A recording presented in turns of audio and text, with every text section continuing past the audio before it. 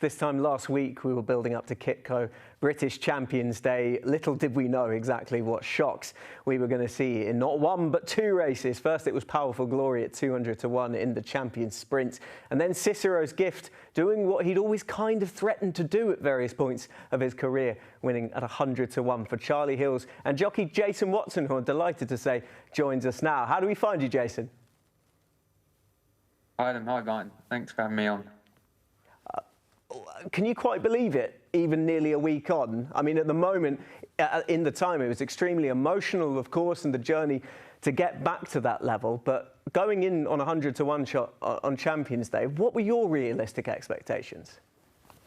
Look, the horse was in good order going into the race. To say a race of that calibre that he was going to go and win like he did was sort of hard to believe, but at the same time, he's a talented individual and he's got some solid form there. And I thought, going down to the start, he felt in brilliant order and he was going to run a great race, but never expected him to quite go and do what he did. I'm sure you've seen the replay more than a few times. If you could take us through from the beginning, you were well drawn in one. Take it away.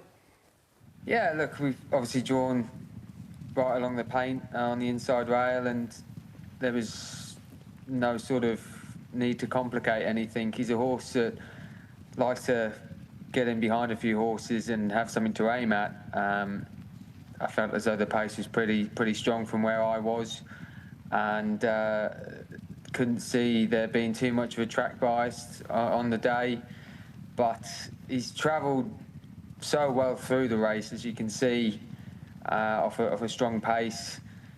And just as we're sort of getting to the fore, just trying to wind him up a little bit, just keep him in touch with them horses in front of me, half expecting him to hit a bit of a flat spot and then stay on, but he just kept travelling so well through the race that, I had, luckily, from where I was, I had plenty of daylight. I had a couple of fancied horses just in front of me there that enabled me to aim for something. And when I've asked him, his efforts have been immediate, and he's quickened up really well.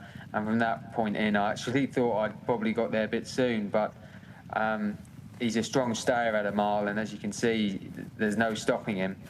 He's really sticking his head down and doing the job well, and I was sort of half waiting for something to come with a fast finish and beat me, but look, he's won it very posy in the end, Jason, were you half expecting the field to come over on you here? Did you have to commit to make sure that gap stayed open? To be honest with you, like I said, he's a horse that normally he'll just lengthen away when you ask him for his efforts. He wouldn't be a horse normally to really pick up instantly. So I wanted to make sure I got him going in good enough time, knowing that he sees a mile out strongly. But on the day, he just found those gears and he really quickened up well. And it's all to do with the form that he was in going into the race and how well he felt and how confident he was in himself. And to be honest, once I went, I was just hoping that we were going to keep game to the line, which he did, and yeah. Just sum up the feelings now as you're walking back in. What are you feeling here? Relief for one, really, but it's been a long time since I had that sort of level of success. I'm lucky that I'm still young, but I had it all happen when I was very young, and I think what was going through my mind is I didn't want to finish my career and be remembered for a job that I had that I didn't manage to keep hold of and a bit of a has-been.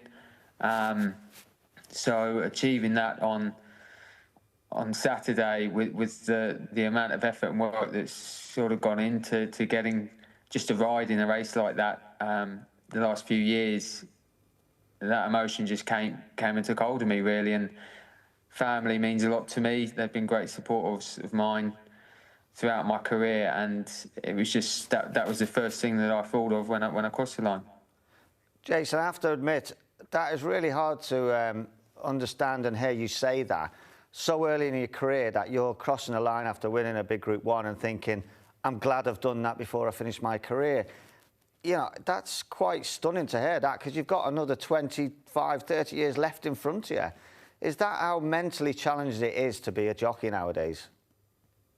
Yeah, it is. It depends what you... I suppose it depends how you look at this when you go into being a jockey. I've always said that for me, this isn't just about earning a living and getting by. So it's obviously a job that can pay very well, and you can have a lovely life from it. But for me, it's more about the status that I build through my career. And it's a tough job, as you well know, Martin, that for me, unless you're aiming for the top, I can't see why you do it. Other, like days like that on last Saturday, that feeling is like anything else that you're ever going to feel. But for the most of the time on the mundane days, it's very, very challenging, and it means a lot when you have that success. But you're always looking, and I feel as though over the last few years it's become a lot tougher, and you need those sort of level of winners to be kept in the top tier bracket. And like you say, I'm still young. I'm still 25, and there's no way that what happened Saturday I want it to be the last one that I have going on into my career. But you just don't know when the next one's going to pop up, and all you can do is hope that they come along frequently. Jason, it feels like you've been around for a lot longer than 8 years. You had success very early. You went through your claim very quickly. With the benefit of hindsight is a wonderful thing, of course, but do you feel maybe at times you went through too quickly, and that has actually been more of a negative to your career? Yeah, I mean, people... Always the worry was, and I said it in an article the other day, Matt Chapman done, is that when you go for your claim that quickly, and you can't seem to back up the success you've had when riding with the claim, people automatically think that, he was good whilst he was good when he was having weight taken off and he was being, used regularly and the winners was flowing, but now he's zoomed through that, hasn't got the experience, hence that's why he's not doing very well anymore. And a lot of people have said that the job came too soon for me. Some parts I agree, 100%, but there's another side of me that thinks people aren't looking at it as my first season professional with the job that I had. I had 2 Group 1 winners that year. I nearly had 100 winners, and I'd had 3 months off because of injury. I think, unfortunately, it came at a bad timing, not just for the yard at the time. The horses just weren't, unfortunately, firing that season, but COVID had a massive impact on how people ran their season that year, and that pressure that was then put upon me as a rider wasn't easy to deal with. I'm not going to sort of shy away from that. Of course, it was tricky, but in a way, like you say, I've been riding now for 8 seasons. I've had the ups and the downs already. A lot of it, I've had very, very good days, very, very bad days, and I think probably going through that has helped me the most, and put me in good stead for the rest of my career. But I can't say that the time that I had at Beckhampton was something that happened too quick for me and maybe damaged my career, because I had a lot of good days from it. Unfortunately, though, probably at the time, not young enough too young to sort of cope with the bad days, and lack of advice and lack of experience in that department, more the political side of things, probably caught me out. But having a horse like Quadrilateral, you were going to learn lessons all the way through your career. You still will going forward. That must have been a hell of a day for someone who... You were a Group 1 winning jockey already, but to be doing it on a Dubai Future Champions Day in a big marquee job, that has to be one hard one to top. Yeah, it is. You know, it meant a lot, and you look at all the sorts of races that you can win for the people, for the connections that you can win for, and it's certainly one that is one that's going to stick in my mind for the rest of my time. But like I say, it's a privilege, but at the time you're not necessarily thinking about it in that sense until afterwards. When you reflect on it, you're constantly just looking for the next. But it's one thing I've learned is not to be short-sighted on enjoying the good times and enjoying the big wins. But I'm also got that other side that's just wants to get on and find the next one.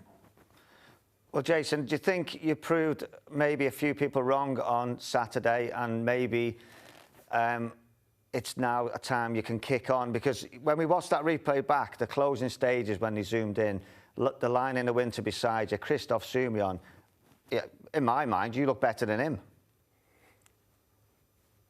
I don't know about that, but yeah, I probably.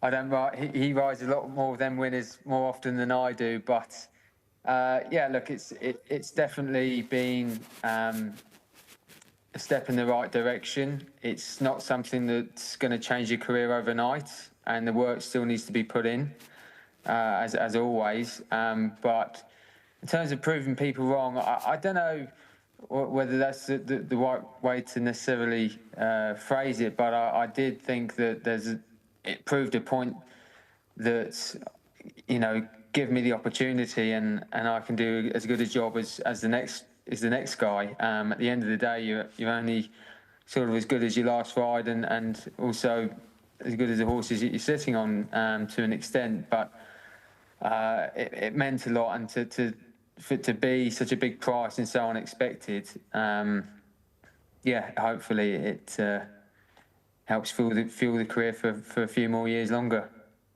I'm sure there'll be many more successes at the top level, Jason. Great to get another one on the board after a bit of a drought in that regard.